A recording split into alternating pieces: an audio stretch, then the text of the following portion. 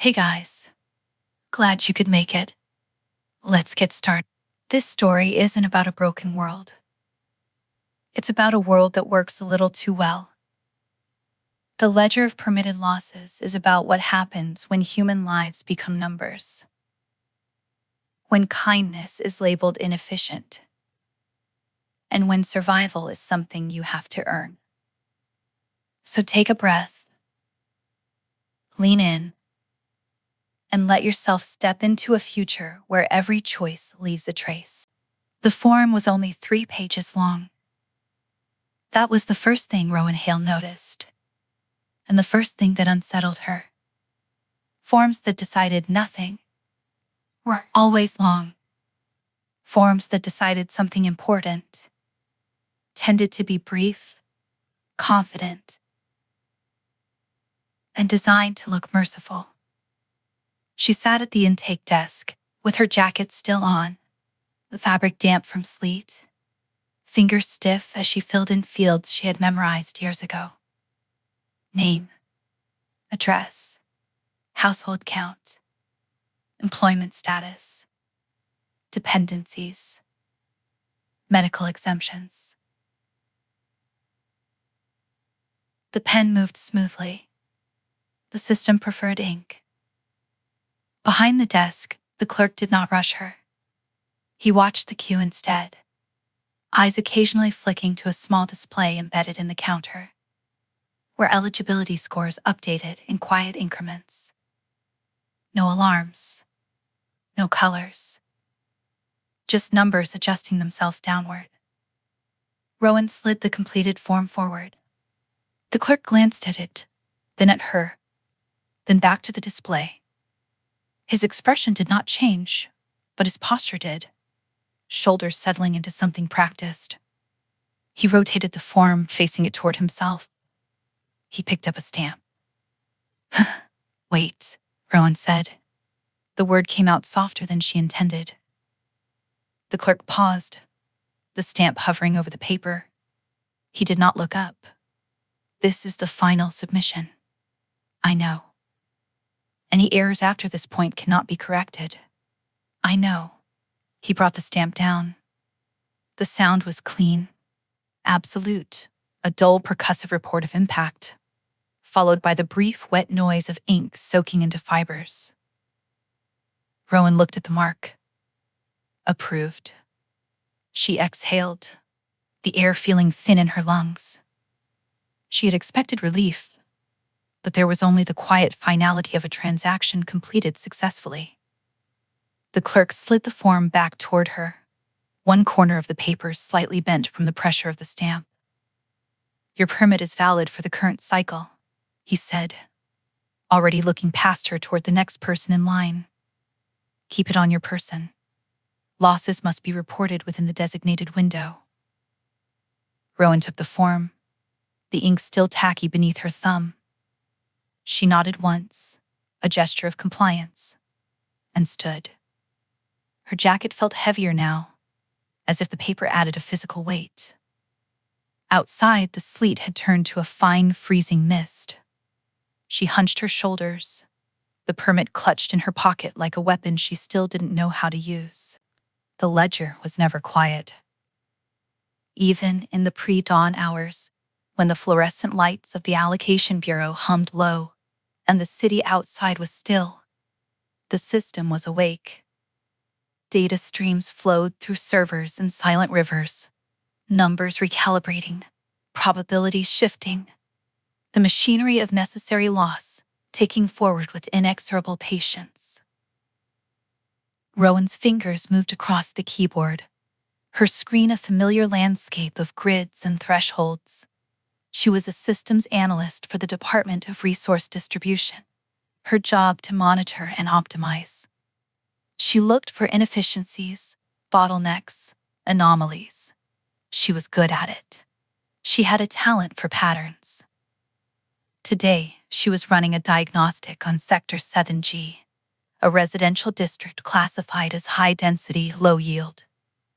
The numbers were bleak, even for a sector that sat perpetually on the edge of the deficit line. Production was down. Dependency was up. Medical exemptions were clustering in ways that suggested unreported contagion. She cross-referenced the data with mortality projections. The projection was stark. A spike, significant enough to trigger an automatic allocation review. But the ledger didn't show a spike. It showed a gentle, predictable curve, a smooth descent that kept Sector 7G safely within the parameters of acceptable attrition. Someone had flattened the line. Rowan sat back, the chair creaking softly. This wasn't an error. Errors were jagged, messy. This was deliberate. This was surgery. She pulled up the modification logs. Access was restricted, but her clearance level was sufficient. The entry was dated 3 weeks ago. The authorizing ID belonged to a senior manager, a woman named Julia Vance, known for her brisk, unsentimental efficiency. The reason field for the change was a single word: stabilization. Rowan stared at the word, then at the graph, at the elegant, deceptive curve that represented dozens of lives the system had already written off, just not yet officially. They weren't spikes. They were planned expenditures, budgeted losses. She thought of the clerk at the intake desk, the clean, confident stamp, the mercy of a brief form. This was the other side of that same coin, the efficiency that made the mercy possible. She leaned forward, her fingers hovering over the keys. She could report it, file a formal query. But the query would go to Vance. The system would defend itself. Or she could understand it. She began to type, pulling up more data, tracing the connections, her mind mapping the hidden architecture of loss. She wasn't looking for an error anymore. She was looking for the blueprint. The permit sat in her locker, folded into a neat square. She hadn't looked at it again since that morning at the intake center, but she felt its presence all day, a small, hard knot of potential. On her way home, she detoured through the mercantile district. The streets were slick with rain, the glow of ration shops and state-run markets reflected on the wet pavement. People moved with the shuffling, purposeful gait of the perpetually hungry. No one lingered. No one made eye contact. Rowan stopped in front of a pharmacy, its windows displaying posters about flu season and the importance of reporting symptoms. A small, discreet sign in the corner announced the arrival of a new shipment of basic antibiotics. The line outside was already long, a silent, patient queue of people clutching their permit forms. She watched them, trying to see the blueprint made flesh. These were the people whose losses were being budgeted, whose lives were being smoothed into predictable curves. They didn't know. They were just trying to get their medicine, to stay alive for one more cycle. A woman at the front of the line stumbled, her form fluttering to the wet pavement. A man behind her bent to pick it up, his movements careful, reverent. He handed it back to her without a word. She nodded, her face pale and pinched with pain. Rowan felt a strange, detached pity. They were all just numbers in a system she was beginning to understand too well. She was part of the machinery that flattened their lines, that budgeted their deaths. She turned away, the taste of bile sharp in her throat. She needed to see the whole picture. She needed to know how deep the rot went. The next morning, Rowan arrived early. The bureau was empty, save for the hum of the servers and the faint antiseptic smell of cleaning solution. She went straight to her terminal, her fingers flying across the keyboard. She spent hours digging, tracing the flow of data, mapping the connections between different departments, different sectors, different levels of authority. She found a pattern, a hidden network of modifications and adjustments, all of them designed to create the illusion of stability while masking the reality of decline. It was a system of managed decay, a carefully orchestrated illusion of control. And at the center of it all was Julia Vance. Rowan pulled up Vance's personnel file. The woman was a cipher, a career bureaucrat with a flawless record and a reputation for getting things done. Her evaluations were glowing, her promotions swift. She was the perfect instrument for a system that valued efficiency above all else. But there was something else. A note tucked away in a restricted file. A reference to a previous posting. A research project that had been officially disbanded years ago. The project was called the Phoenix Initiative. Rowan's breath caught in her throat. She had heard whispers of it. Rumors of a failed experiment in human enhancement. A project that had ended in disaster and been buried so deep that no one spoke of it anymore. But the file was there. A ghost in the machine. And Julia Vance's name was on it. Rowan's mind raced. What was the connection? What was the Phoenix Initiative? And why was it relevant now? She leaned back, the pieces of the puzzle beginning to fall into place.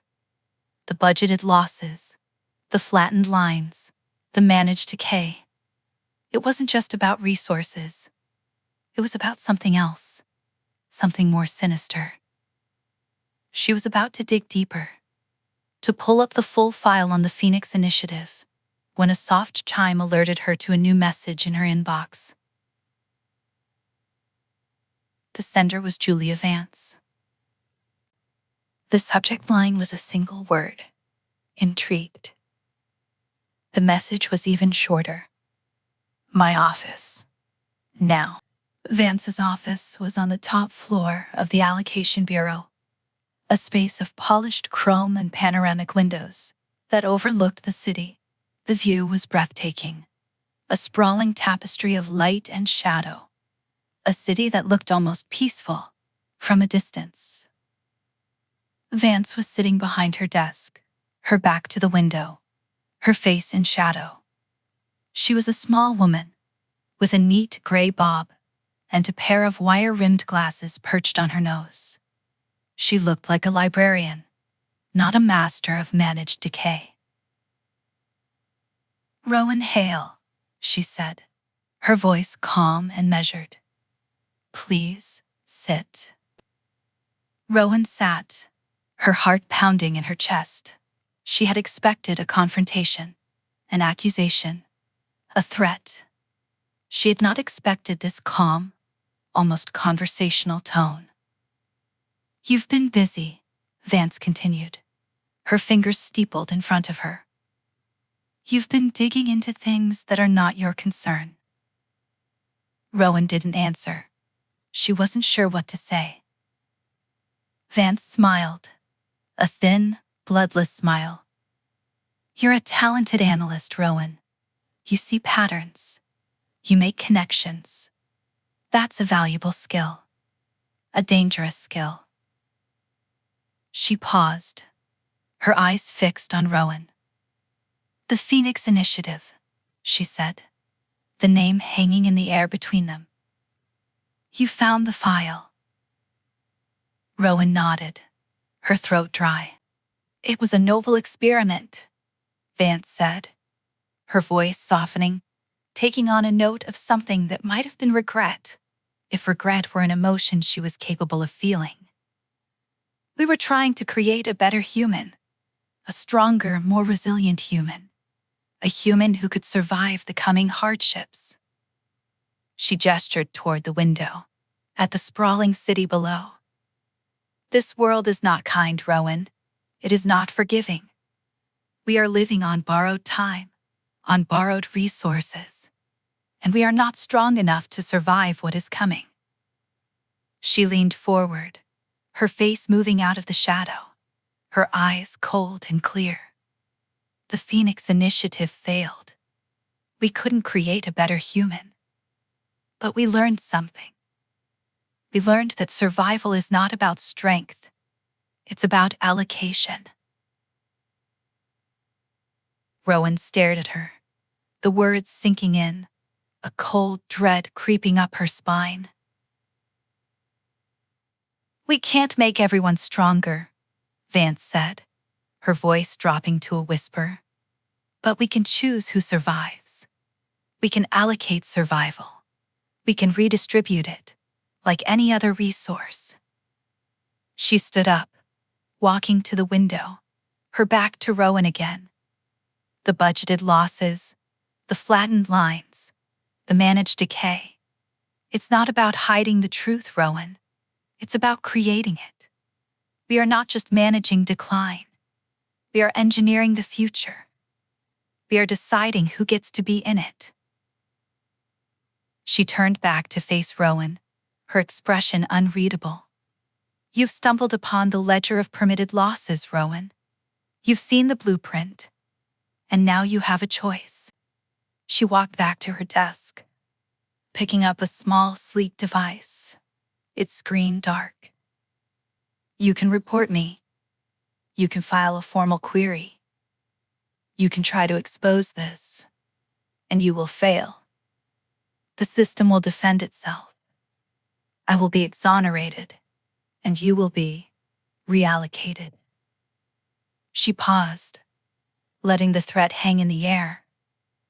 Or, she said, her voice calm again, you can join me. You can help me. We can do great things together. We can save this city. We can save humanity. One allocation at a time.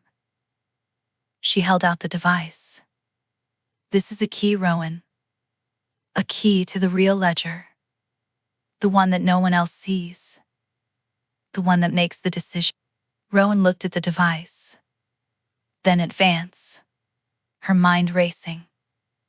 This was the choice. This was the moment. Compliance or rebellion. Survival or sacrifice.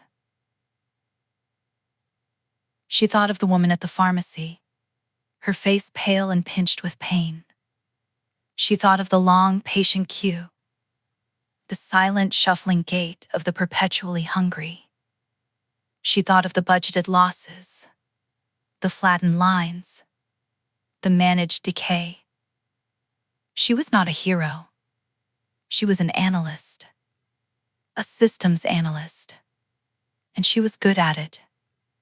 She was good at seeing patterns, and she was good at making choices. She reached out, her fingers closing around the device.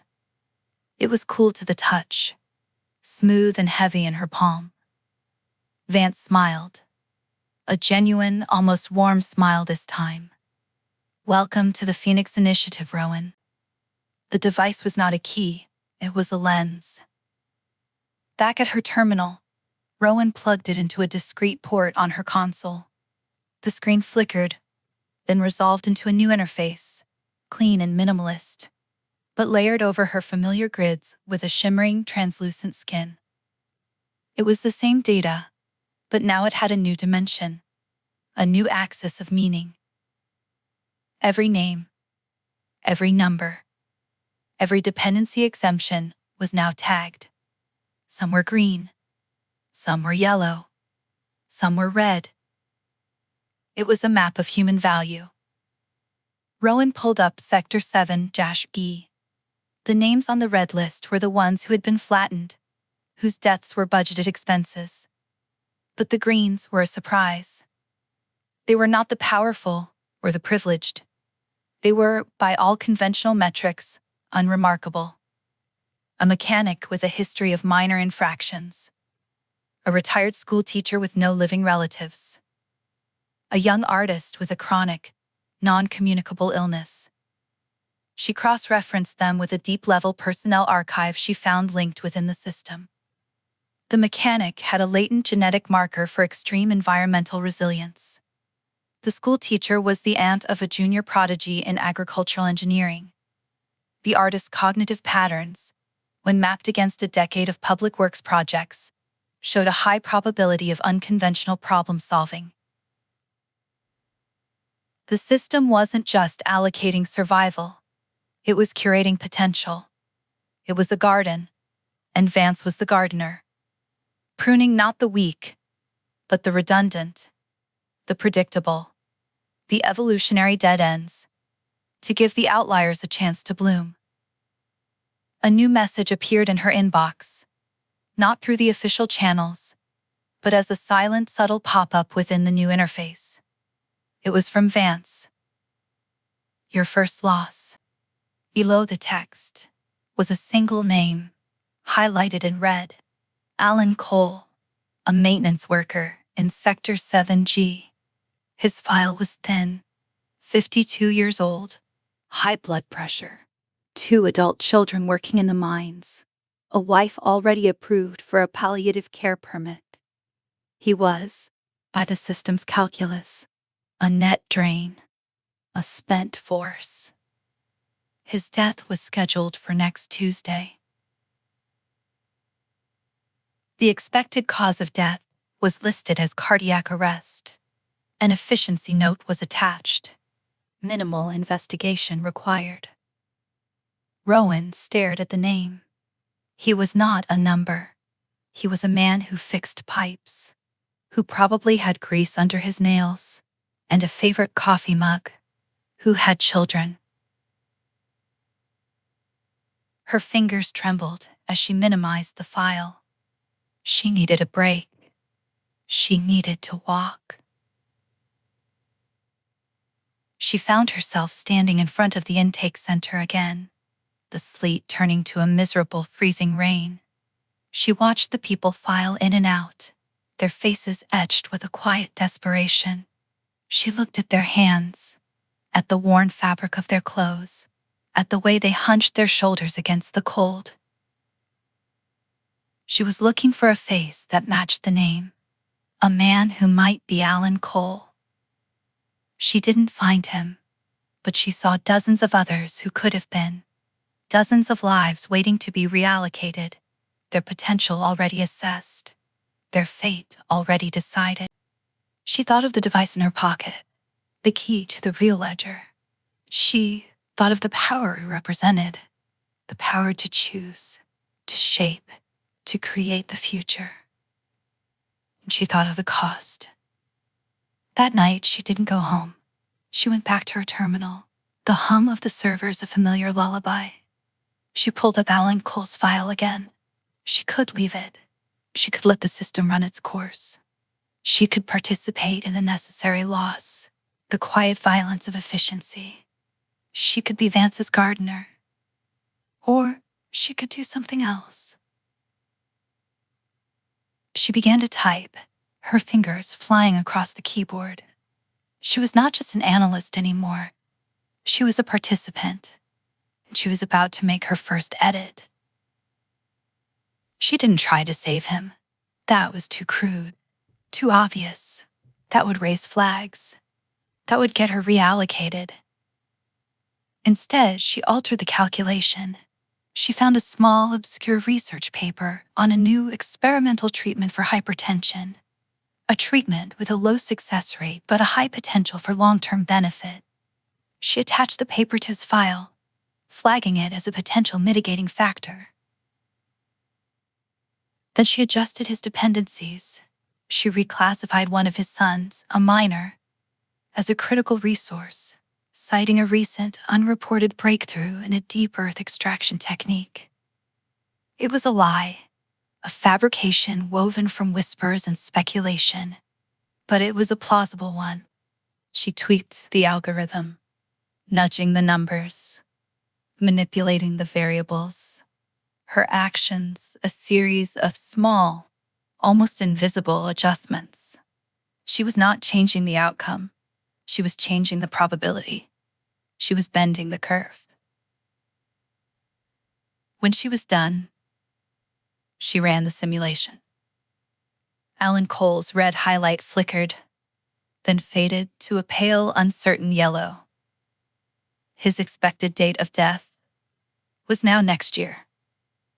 Rowan leaned back, a cold sweat on her brow. She had done it.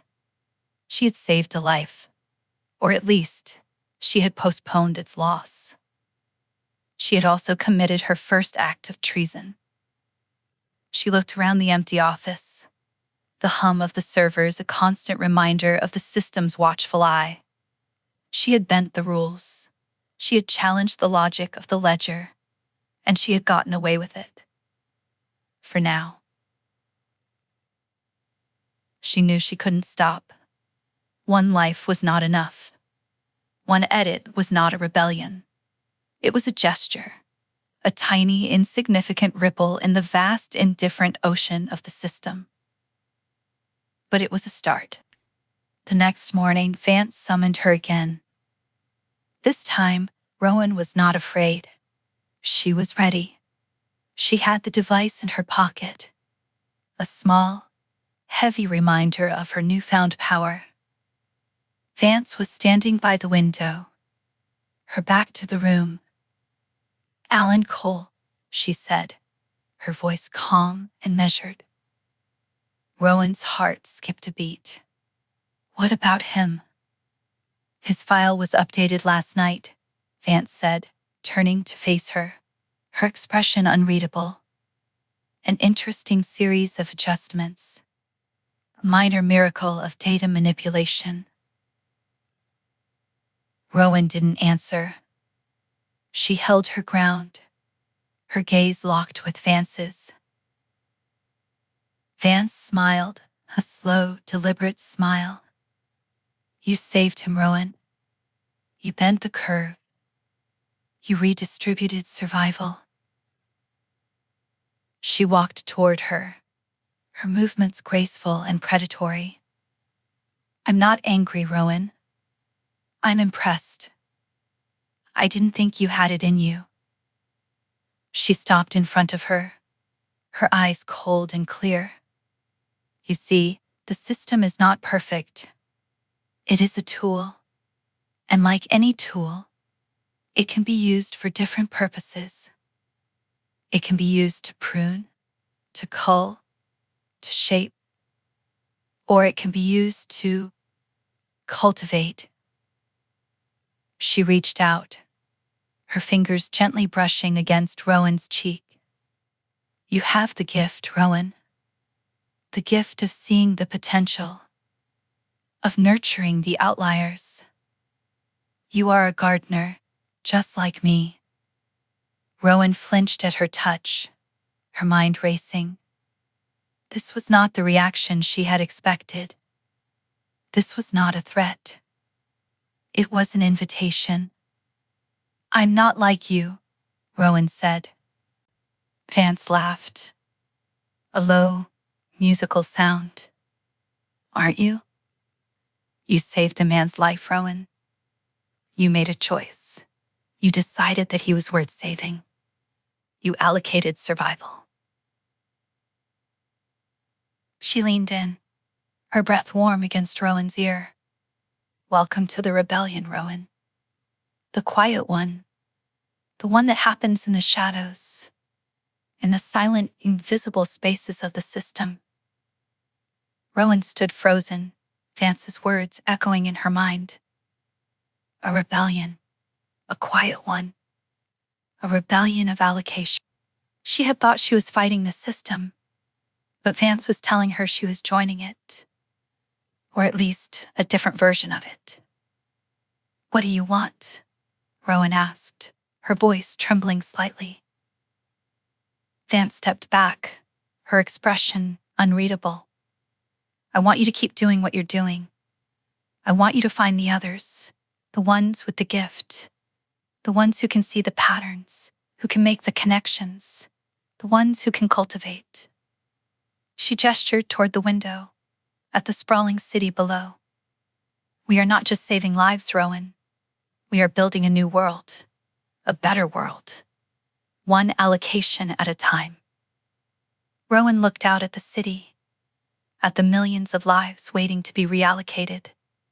Their potential already assessed, their fate already decided. She thought of Alan Cole, of the small, almost invisible adjustments she had made to save him.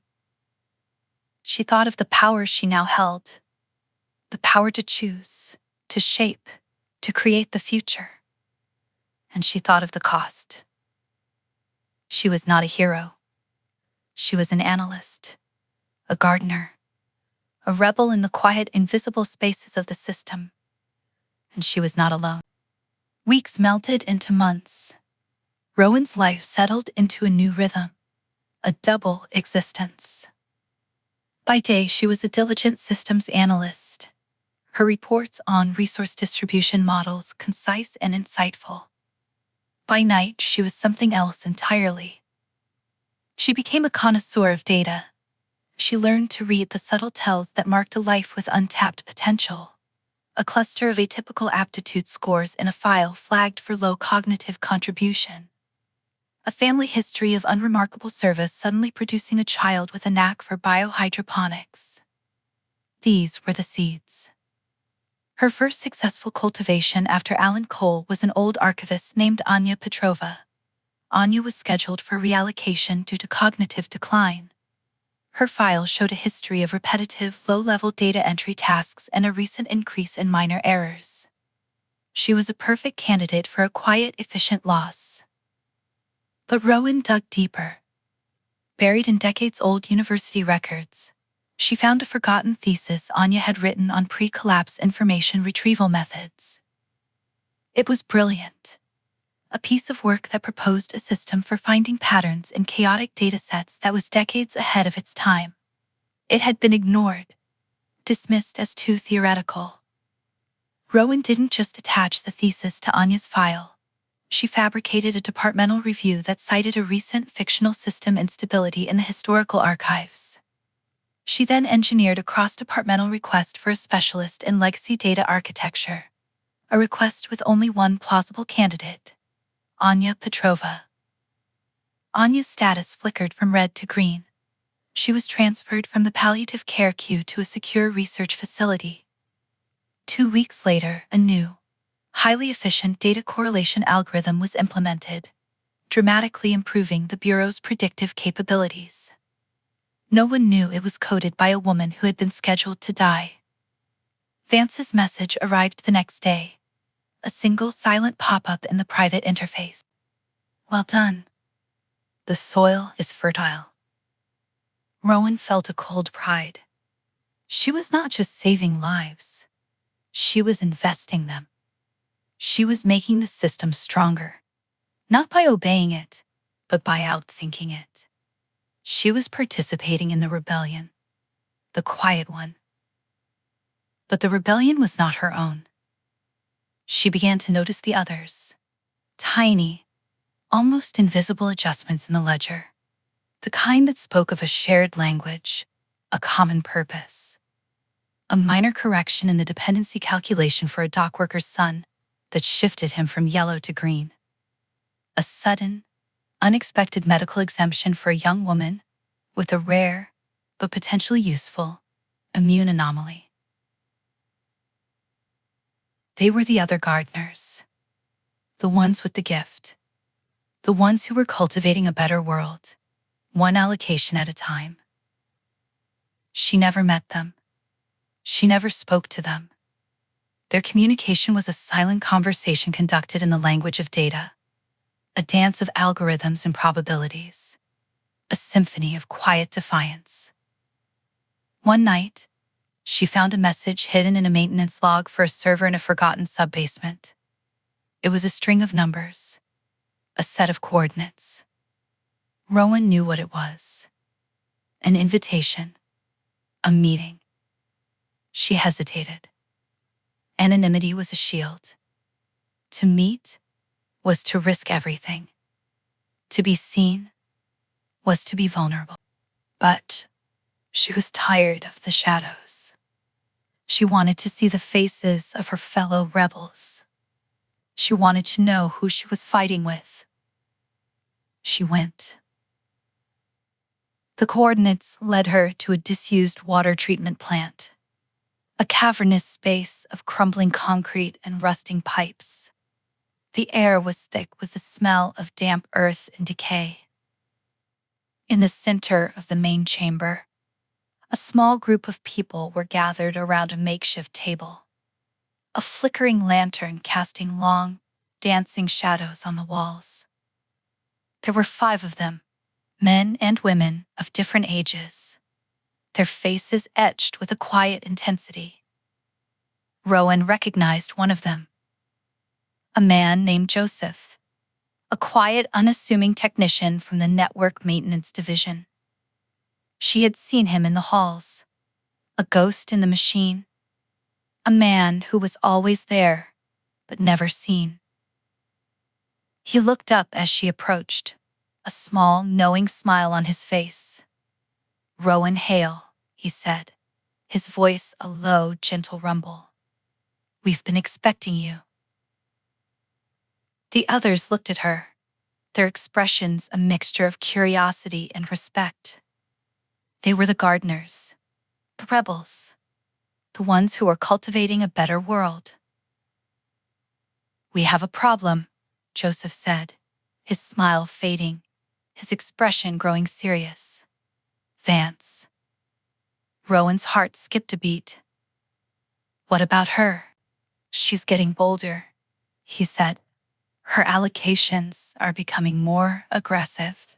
She's not just pruning the dead ends anymore. She's clear-cutting entire swaths of the forest." He slid a data slate across the table. Sector 4D, an entire residential block, red-labeled, scheduled for reallocation. The reason is structural instability. A lie. Rowan looked at the data slate, her mind racing. Sector 4D was a poor, overcrowded district, a place of forgotten people, of lives that were already on the margins. But it was also a place of hidden potential, of untapped talent, of the very outliers they were supposed to be protecting. "She's not just culling," Joseph said, his voice dropping to a whisper. "She's consolidating. She's gathering power, reallocation on a scale we've never seen before. She's not just shaping the future.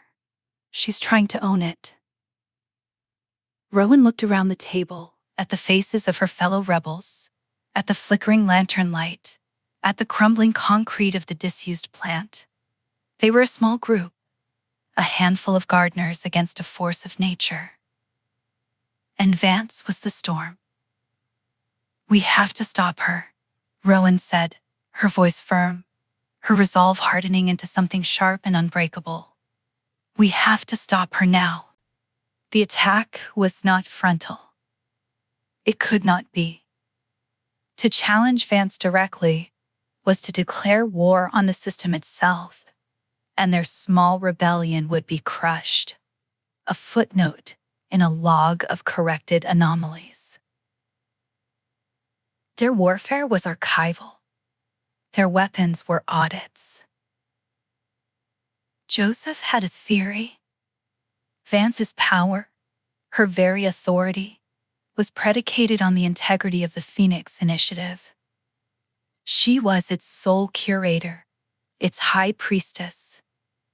If her management could be proven fallible, or worse, self-serving, the entire foundation of her moral calculus would crumble.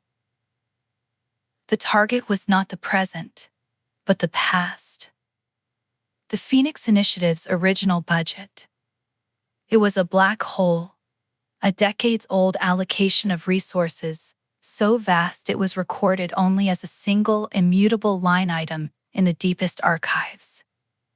Vance used its ghostly, untraceable mass to justify her own large-scale, unsanctioned reallocations. If they could find the original requisitions, the itemized list of what that initial budget was supposed to purchase, They could prove Vance was misappropriating the initiative's legacy. They could prove she was not gardening, but hoarding. Rowan was given the task. Her talent for pattern recognition, for seeing the ghosts in the data, made her the only one for the job. For 3 days she did nothing but sift through digital detritus, through corrupted files and fragmented backups from an era before the current bureau was even built. She was looking for a needle in a mountain of needles. Then, on the 4th day, she found it. It wasn't a file. It was a ghost of a file. A set of permissions and access logs from a decommissioned server that described a directory that no longer existed. The logs, however, were meticulous. They listed every file that had once been in that directory, including its original name and a checksum of its contents. One name stood out: Phoenix Founder Manifest Revision 3. The checksum was the key. It was a unique numerical fingerprint. Rowan wrote a script, a slow, patient brute force algorithm that began crawling every single archive data store in the Bureau's network, comparing the contents of every forgotten file against that one perfect number. It ran for 18 hours. Rowan watched the progress bar crawl, a sliver of hope against a sea of endless data. She drank stale coffee and ate ration bars at her desk. Her world reduced to the hum of the server and the slow, rhythmic blink of the cursor. Then, at 3:17 a.m., it chimed. A match, found in the backup of a long-defunct atmospheric monitoring station on the Outer Rim, a place no one had looked in 50 years. The file was corrupted, its header mangled, but the core data was intact. Rowan's fingers trembled as she initiated the recovery protocol. Fragments of text began to appear on her screen, reassembling themselves like a puzzle. It was the manifest, the original list, not of equipment or personnel or research data. It was a list of names, 147 names. Each name was followed by a code: asset, liability, variable. And at the very bottom of the list, one name was highlighted in red: the name of the project's lead researcher, the one who had signed off on the final budget, Julia Vance. Her designation was not asset. It was variable. Rowan stared at the screen, the implication landing like a physical blow. The Phoenix Initiative wasn't just about resources. It was about people. 147 people, subjects of the original experiment. And Vance had been one of them. She wasn't the gardener. She was the original seed. A new message appeared in her private interface. From Vance. The data slate. Sector 4D. The reason field for the scheduled reallocation has been updated. Rowan felt a cold dread creep up her spine. She opened the slate. The reason was no longer structural instability. It was a single word: contagion. And the projected casualty list had tripled. It was a threat. A direct, brutal message. Vance knew. She didn't know what Rowan had found, but she knew they were looking. And she was retaliating, showing them the scale of her power, the price of their rebellion. Rowan sent a frantic message to Joseph, attaching the recovered manifest. She was one of them. She typed, her fingers flying across the keyboard. A subject. This changes everything. The reply was almost instantaneous. Meet me. The usual place. The water treatment plant was cold and damp, the air thick with the smell of rust and decay. Joseph was already there, pacing back and forth, his face etched with a grim determination. She's escalating, he said without preamble. This isn't about efficiency anymore. This is personal. She was a subject, Rowan said, her voice trembling slightly. A variable. What does that even mean? Joseph stopped pacing, his gaze fixed on a point in the distance. It means she was an outlier, an unknown quantity, not a guaranteed asset, not a predictable liability, a risk. He turned to face her, his eyes dark and serious. The original Phoenix Initiative wasn't just about enhancing humans. It was about testing them, pushing them to their limits, to see what would break and what would blossom. He gestured toward the data slate in Rowan's hand. She's not just culling the dead ends anymore, Rowan. She's testing the system. She's testing us. She's trying to see what it takes to make us break. Rowan thought of Sector 4D, of the hundreds of lives now hanging in the balance, their fate decided by a single word, a single act of retaliation. We have to stop her, Rowan said, her voice firm. We have to expose her. We can't, Joseph said, his voice heavy with a weary resignation. The system won't listen. They'll see it as an internal dispute, a power struggle between two factions of the same rebellion. They'll reallocate us all. He took the data slate from her, his fingers tracing the lines of the manifest. We have to beat her at her own game. We have to outgarden the gardener. He looked at Rowan, a glimmer of something new in his eyes, a spark of something that might have been hope. We have to save Sector 4D, all of it. Rowan stared at him, the sheer scale of the task overwhelming her. How? We can't just edit a whole sector. That would trigger every alarm in the system. We're not going to edit it, Joseph said, a slow, deliberate smile spreading across his face. We're going to reclassify it. He led her to a dusty, forgotten terminal in a corner of the plant, its screen dark, its keyboard covered in a thick layer of grime. He wiped it clean, his movements practiced and sure. This is a back door, he said, his fingers flying across the keys, bringing the terminal to life. A legacy access point from the original construction of the Bureau. It's off the grid, unmonitored. He pulled up a schematic of the city, a complex web of lines and nodes, a map of the hidden architecture of the system. The ledger is not just about people, Rowan. It's about places. Every sector is classified, every zone designated. We're not going to save the people. We're going to save the place.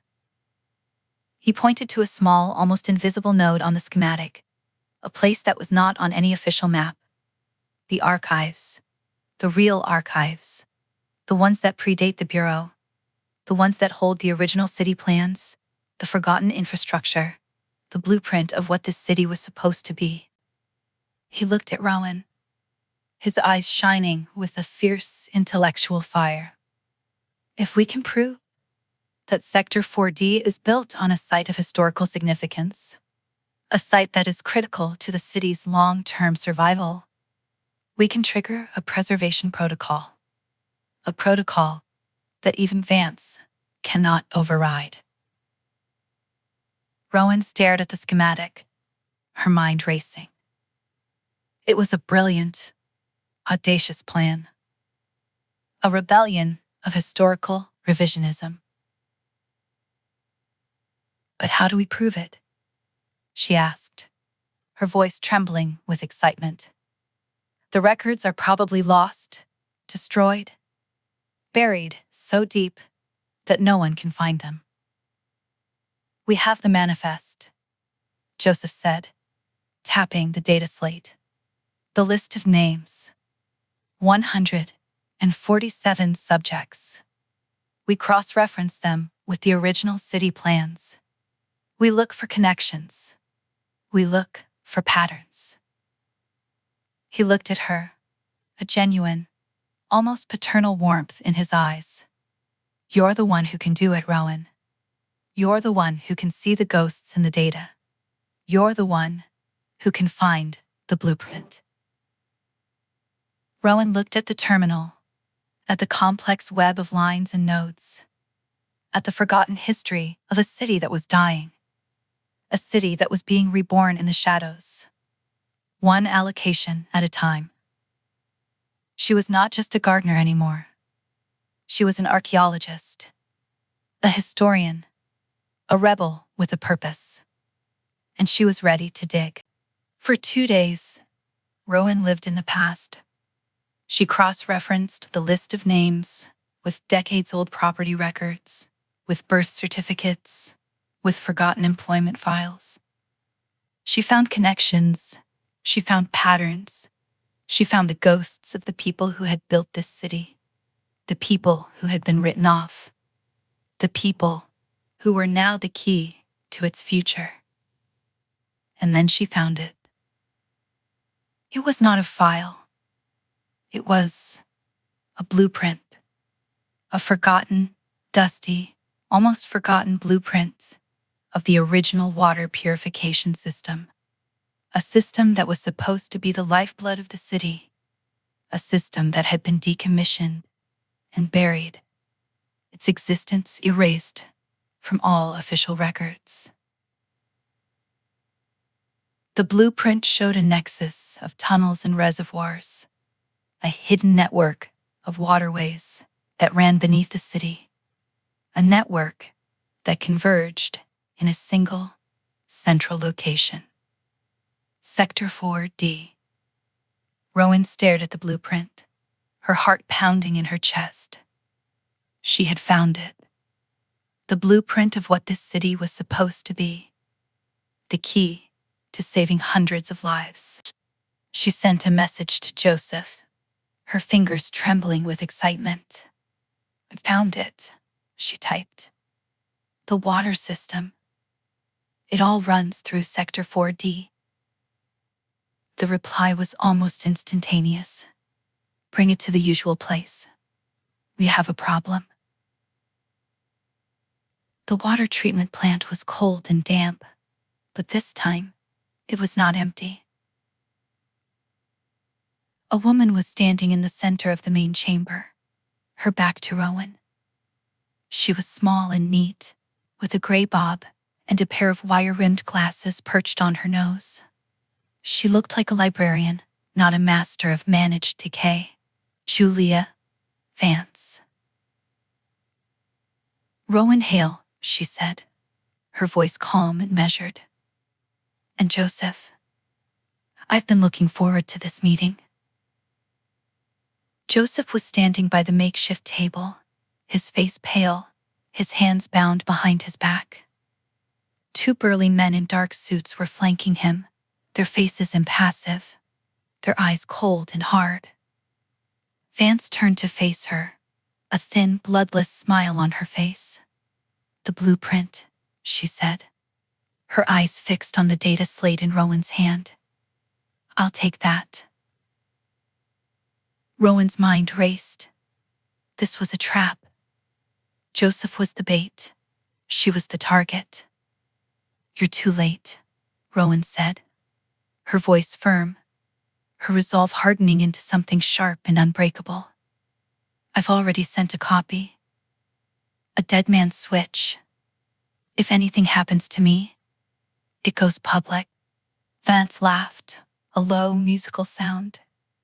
"Public? Rowan? There's no public. There's only the system. And the system does not care about blueprints. It cares about results." She gestured toward Joseph. "Your friend here was very helpful. He told me all about your little rebellion. Your quiet one. Your rebellion of allocation." She walked toward Rowan, her movements graceful and predatory. "You see, Rowan, I'm not the villain of this story. I'm the hero. I'm the one who's trying to save this city, to save humanity. You and your friends, you're just getting in the way." She stopped in front of her, her eyes cold and clear.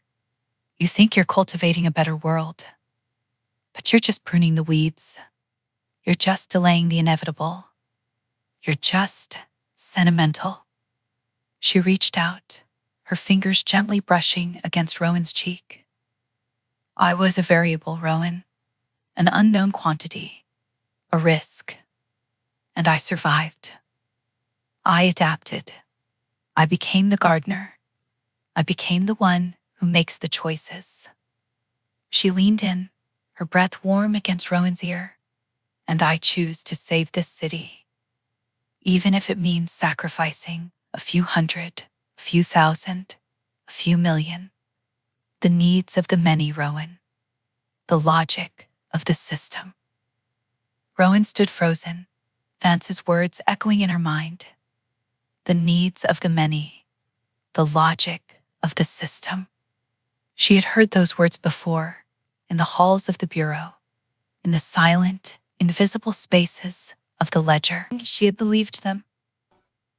She looked at Joseph, his face etched with a quiet despair. She thought of Alan Cole, of Anya Petrova, of the hundreds of lives in Sector 4D. She thought of the power she now held, the power to choose, to shape, to create the future. And she thought of the cost. She was not a hero. She was an analyst, a gardener, a rebel in the quiet, invisible spaces of the system. And she was not alone. You're wrong, Rowan said, her voice barely a whisper. You're not the gardener. You're the weed. She pulled a small, sleek device from her pocket, its screen dark. It was not the key to the real ledger. It was something else, something she had built herself. A failsafe. She pressed a single button. The screen flickered, then resolved into a new interface. Clean and minimalist, but layered over a familiar map of the city. It was the same map, but now it had a new dimension, a new axis of meaning. Every sector was now tagged. Some were green, some were yellow, some were red. It was a map of her own making, a map of the rebellion. I didn't just send a copy of the blueprint, Rowan said, her voice firm, her resolve hardening into something sharp and unbreakable.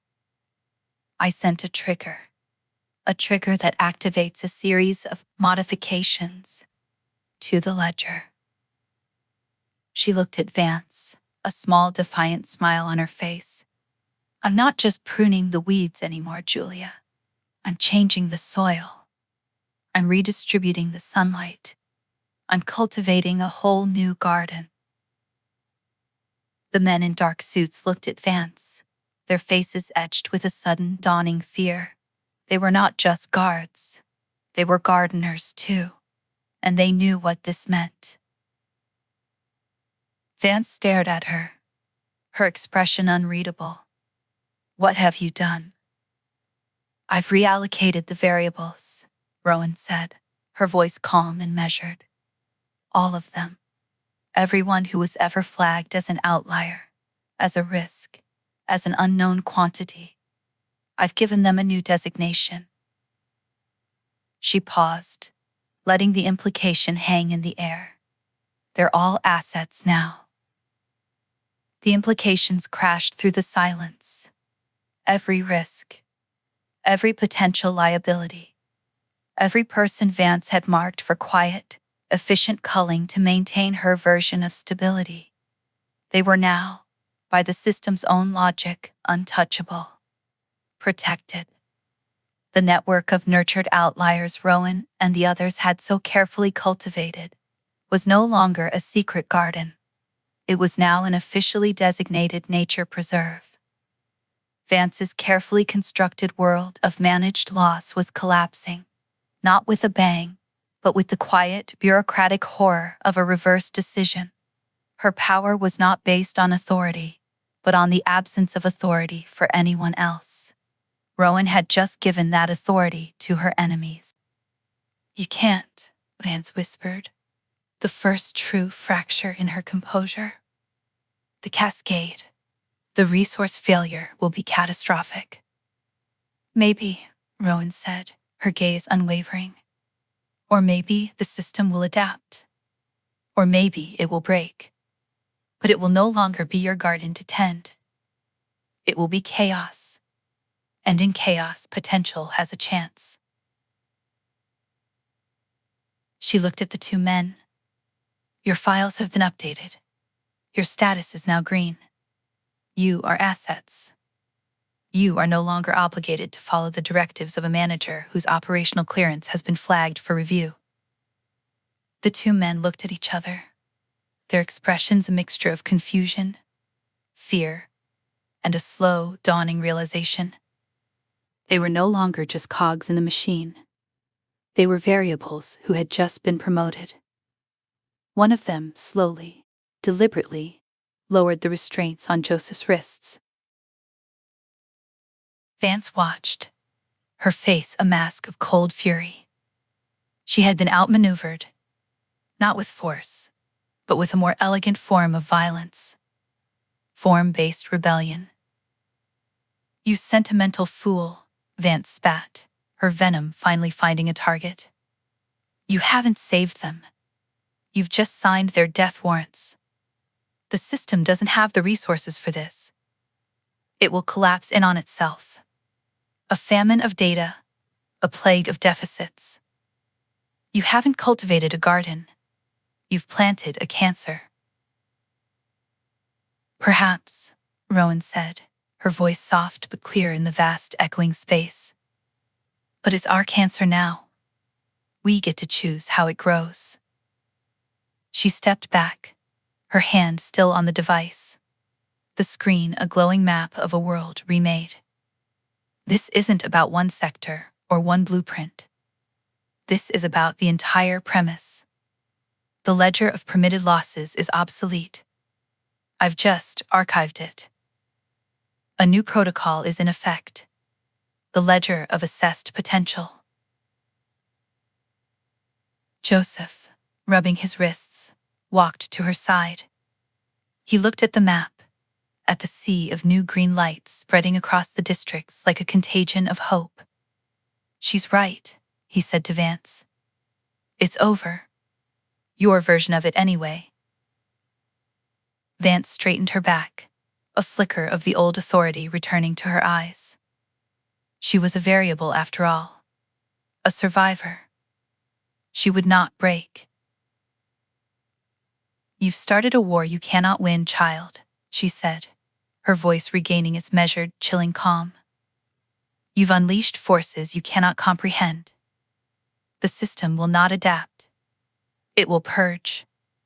And I will be there to see that it prunes your little cancer right down to the root. She turned and walked away, her steps echoing on the concrete. A solitary figure retreating into the shadows. She was not defeated. She was merely repositioning. The war was not over. It had just entered a new phase. The bureau was different the next day. The change was not in the fluorescent lights or the hum of the servers. It was in the air. A subtle shift in pressure. A low-frequency vibration of anxiety. People moved with a new, sharper urgency. Conversations were quieter, more furtive. The system was breathing, and its breath was held. Rowan felt it the moment she walked in. She was no longer invisible. She was a nexus point, a variable whose value had just been recalibrated for all to see. Colleagues who had never met her eyes before now gave her small, hesitant nods of recognition. Others looked away, a mixture of fear and resentment in their gaze. Her terminal was the same, but the data was different. The interface she had unleashed was now integrated, a semi-transparent layer of green and yellow over the familiar grids. The sea of new assets was overwhelming. The system was already screaming. Resource allocation requests were pouring in, flagged with the new codes. The departmental AI was churning, its models failing, its predictions rendered useless. A message appeared, not in her private channel but in her main inbox. From the director. My office. Now. The director's office was not like Vance's. It was not spacious or minimalist. It was a claustrophobic box of frosted glass and overflowing file cabinets. A space that smelled of old paper and stale coffee. Director Alana was a woman whose entire appearance was a testament to compromise. Her suit was rumpled, her hair was perpetually escaping its bun, and her eyes were bloodshot from a lifetime of staring at screens. She didn't invite Rowan to sit. Explain, she said, her voice flat, devoid of emotion. She gestured to her main display where the system's core metrics were flashing red. Our predictive stability index has dropped 48 points in the last 12 hours. 48. We haven't seen a collapse this precipitous since the Northern Grain riots. Only this time, there are no riots. Just numbers. Your numbers. She looked at Rowan. Her gaze not angry, but intensely analytical. Vance says you're a saboteur. A sentimentalist who's triggered a cascading system failure. She says your ledger of assessed potential is a death sentence. And what do you say, Director? Rowan asked, her own voice steady. I say I am looking at a system that is breaking, Alana said, tapping a key. A new graph appeared, showing resource depletion rates accelerating exponentially. I say that your little rebellion has a price, and it appears everyone is going to have to pay it. She leaned forward, her elbows on the desk, her face tired but sharp. I have spent my entire career managing decline, Rowan, polishing the brass on a sinking ship. I believed it was the only way. Vance, she believes it too. She just has a more aggressive polishing technique. She stood up and walked to the window, though there was nothing to see but the gray wall of the next building. But you've blown a hole in the hull. You've let the water in. Now the question is, was there a lifeboat we didn't know about? Or are we all just going to drown a little faster? She turned back, her eyes locking onto Rowan's.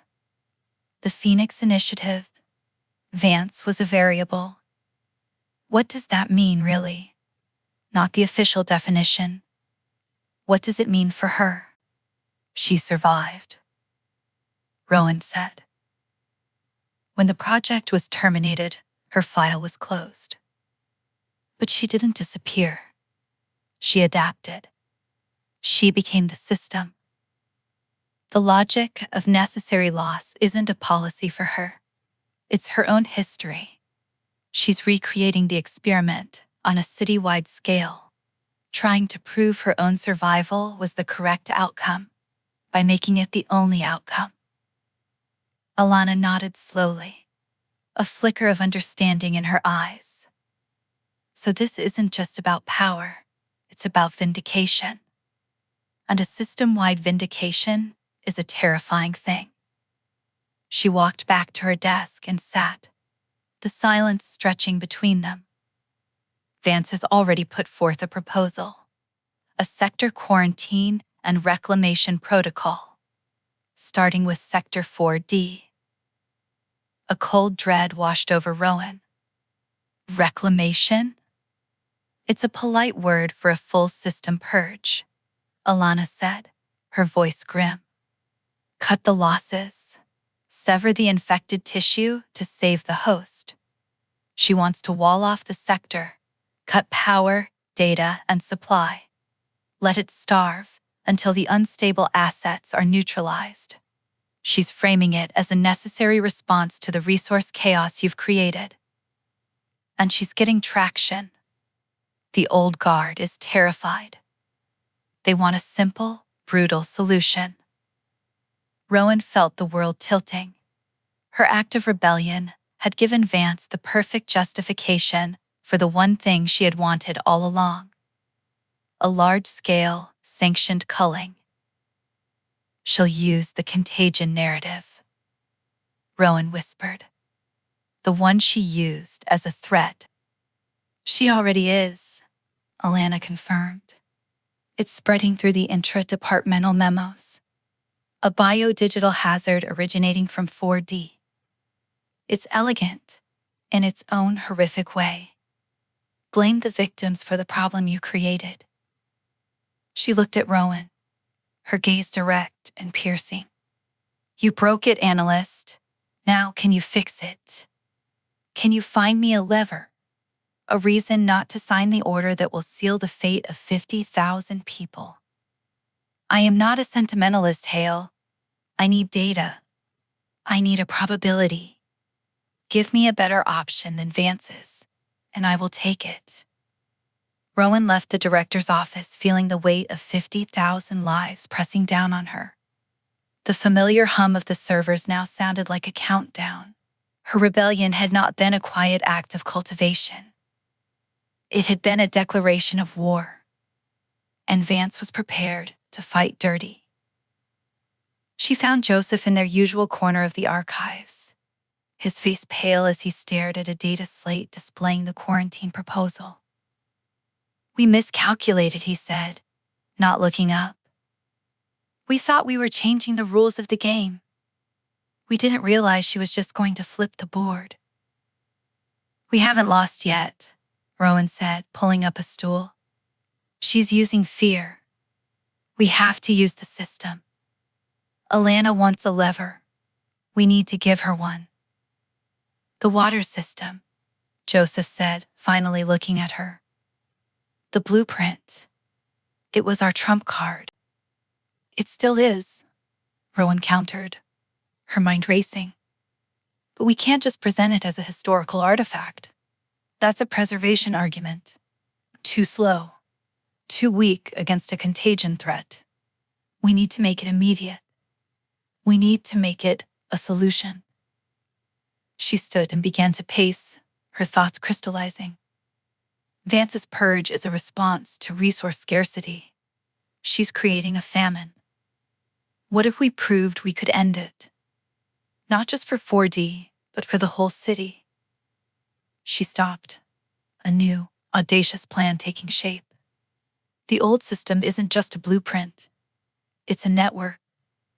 A massive, self-sustaining reservoir of fresh water, fed by geothermal vents and purified through a series of natural biological filters that don't require power. It's a resource that was decommissioned because it was inefficient, but only because the Bureau's metric for efficiency was based on centralized control, not on net output. Joseph was staring at her, the dawning light of understanding in his eyes. If we could reactivate even a fraction of it, Rowan continued, her voice gaining momentum, it would fundamentally alter the city's resource equation. It would provide a buffer, a surplus. It would render Vance's entire justification for the purge obsolete. He stood up, a grim determination replacing his despair. It's a massive engineering project. Reactivation, integration with the current grid. It would take months. We don't have months, Rowan said, so we won't propose a project. We'll present a fait accompli. We'll reactivate the primary intake valve ourselves. Just one. Enough to pump a measurable flow into the main reservoir. Enough for the system's sensors to register it. To prove it's real. It was insanity. A clandestine engineering feat in a sector about to be quarantined. With no resources. No crew. And a ticking clock. It was also their only move.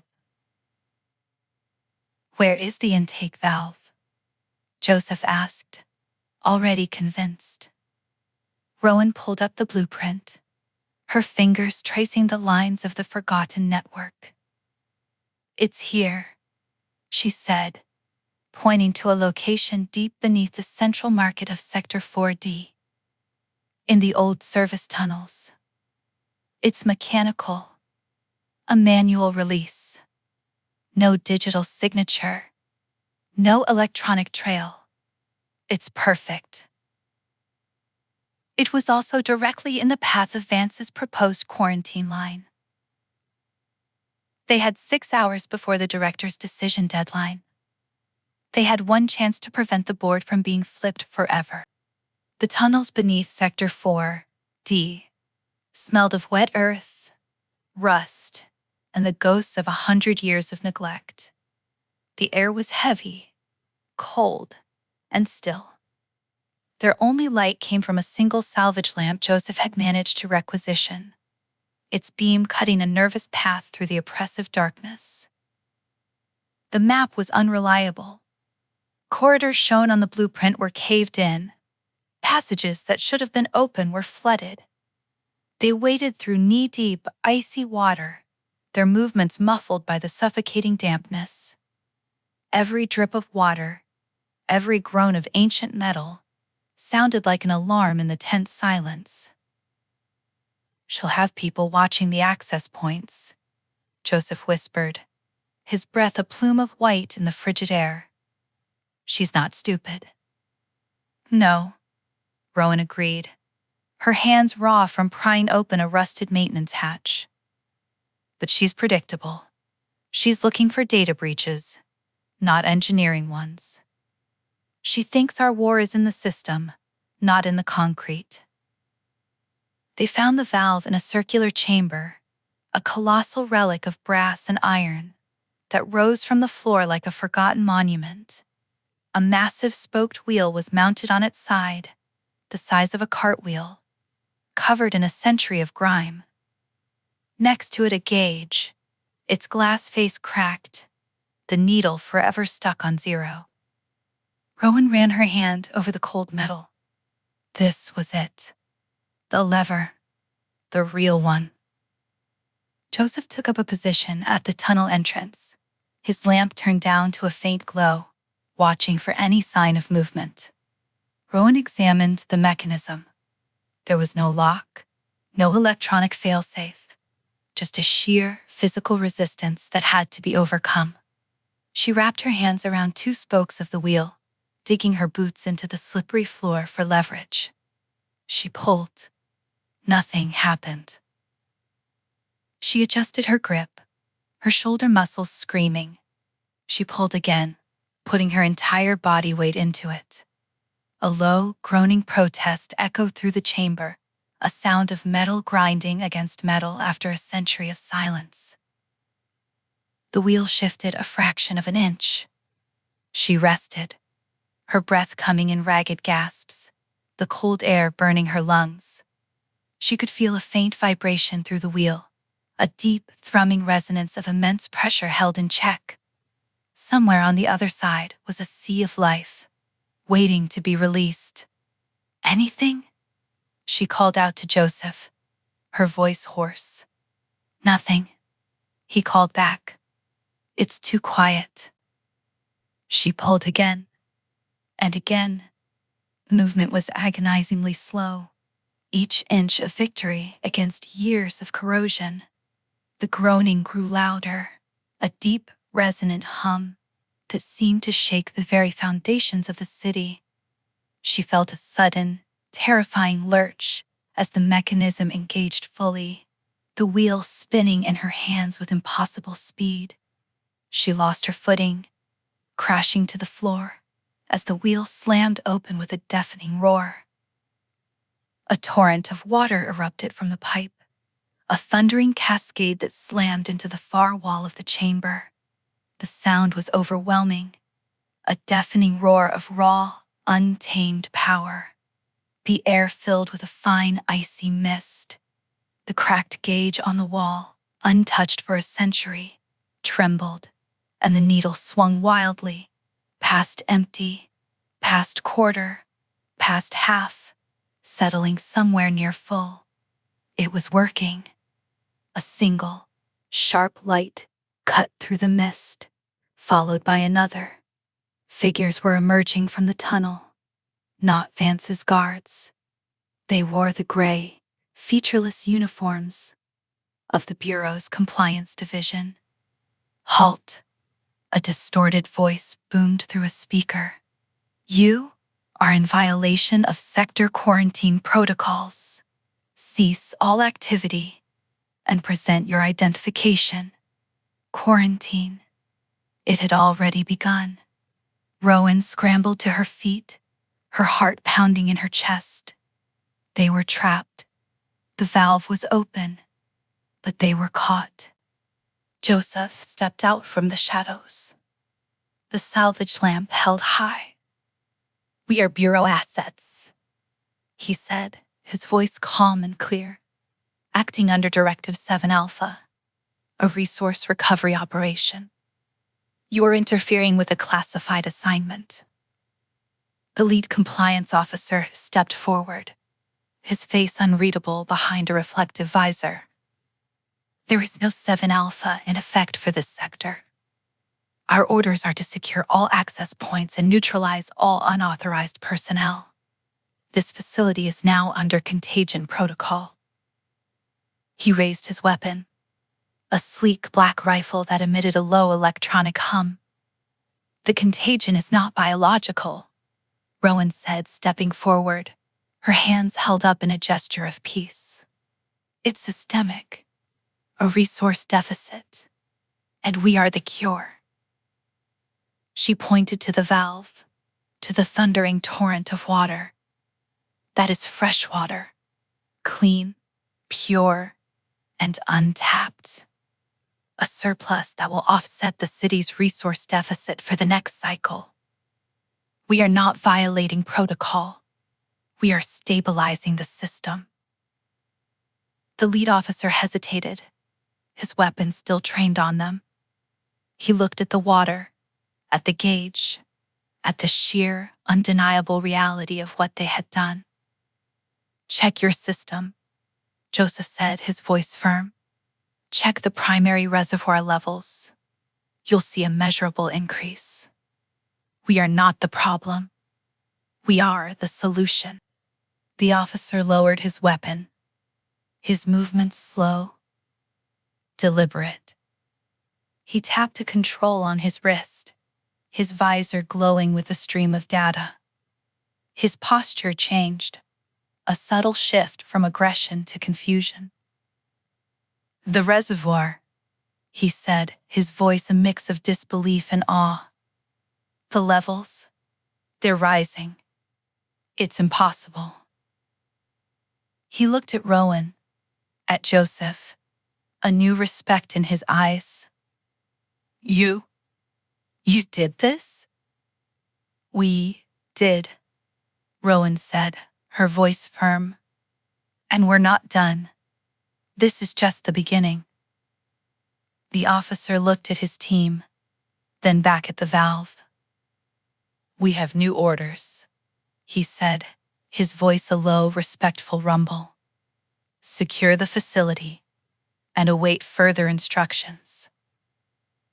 He looked at Rowan, a small, almost imperceptible nod of acknowledgement.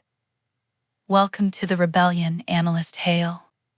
The director's office was quiet, the only sound the soft, rhythmic ticking of a grandfather clock in the corner. The screen on the wall was no longer flashing red. It was a calm, steady blue, a graph showing a gentle, upward curve. "The reservoir levels are up 12%, Director Alana said, her voice a mix of awe and relief, "and still rising. The geothermal readings are off the charts. You found a miracle." "We found a blueprint," Rowan said, her voice calm and measured. "A blueprint for a more sustainable future."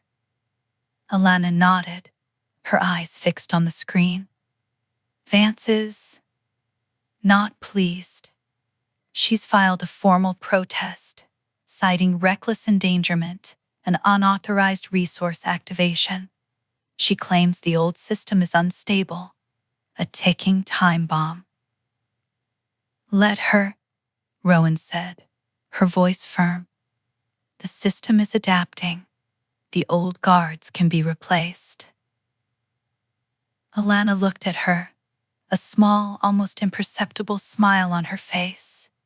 You've changed the game, Rowan. You've shifted the paradigm. The ledger of assessed potential. It's not just a protocol, it's a revolution. She stood up, walking to the window, her gaze fixed on the sprawling city below. Vance's purge is on hold. The contagion narrative is losing traction. The system is breathing. She turned back to face Rowan, her eyes shining with a fierce, intellectual fire. You've given me a lever, analyst. You've given me a reason to believe. She paused, her expression growing serious. She looked at Rowan, a genuine, almost maternal warmth in her eyes. I'm promoting you, Rowan, head of a new department, Department of Potential Assessment. You'll have your own team, your own resources. You'll have the authority to cultivate. Rowan stared at her, the sheer scale of the responsibility overwhelming her. This was not just a promotion. It was a mandate. A mandate to shape the future, to nurture the outliers, to cultivate a better world. I can't do it alone, Rowan said, her voice barely a whisper. You won't have to, Alana said, a small, knowing smile on her face. Joseph has already accepted a position as your deputy, and I have a few other names in mind. A few other variables. Rowan thought of the other gardeners, the other rebels, the ones who were cultivating a better world in the quiet, invisible spaces of the system. They were no longer alone. They were no longer a secret. They were a department. I accept, Rowan said, her voice firm, her resolve hardening into something sharp and unbreakable. Alana nodded, her expression unreadable. I thought you might. Now go. Go and build your garden. The city is counting on you. Thank you so much for listening, for staying with this story all the way through. If it made you think, or feel, or even just pause for a second, let me know. I'd love it if you liked and subscribed. It really helps these stories reach more people. There's so much more coming. More worlds, more quiet rebellions, more futures waiting to be explored. So stay tuned. I'll be right here when you're ready.